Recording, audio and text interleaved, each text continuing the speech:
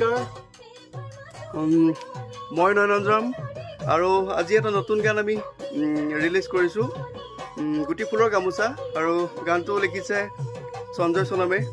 আৰু গানটো গাইছে গীতাঞ্জলি দত্ত আৰু বিতুপনে গানটো খুব ভাল হৈছে এটা ধুনীয়া সুন্দৰ বিহু গীত আপোনালোকৰ মাজলৈ ওলাই যাব আৰু আজি কেক কাটি এয়া তেওঁলোকে গানটো ৰিলিজ কৰিছে মই সবকে দেখুৱাই দিছোঁ গানটো গুটি ফুলৰ গামোচা আপোনালোকে পাহৰি নাযাব গুটি ফুলৰ গামোচা নতুন গান বিহু গান অকল শুনাই দিছোঁ আৰু যেহেতু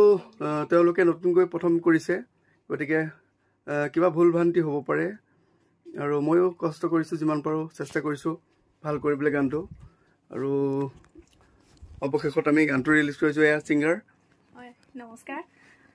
প্ৰথমবাৰ কৰিছোঁ আপোনালোকে সকলোৱে মৰমে যেন গানটো আঁকোৱালি লয় তেওঁ খুব সুন্দৰকৈ গাইছে আৰু চেষ্টা কৰিছে আৰু ভুল ভ্ৰান্তি হ'লে ক্ষমা কৰিব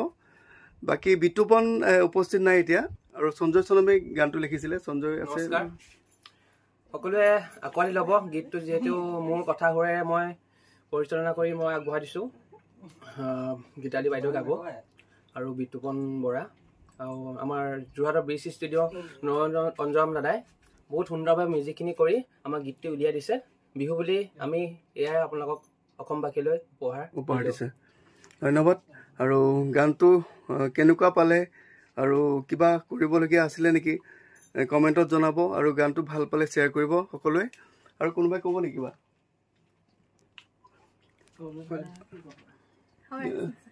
শ্বেয়াৰ কৰিব ছাবস্ক্ৰাইব কৰিব সকলোৱে নতুন চেনেলটো ছাবস্ক্ৰাইব কৰিব শ্বেয়াৰ কৰিব বৰ ধুনীয়া গাইছে নতুনকৈ ফাৰ্ষ্ট এবাৰ সকলোৱে সহযোগ কৰিছোঁ ভাল লাগিছে আশা কৰোঁ নেক্সট বাৰ আপোনালোকে আশীৰ্বাদ কৰক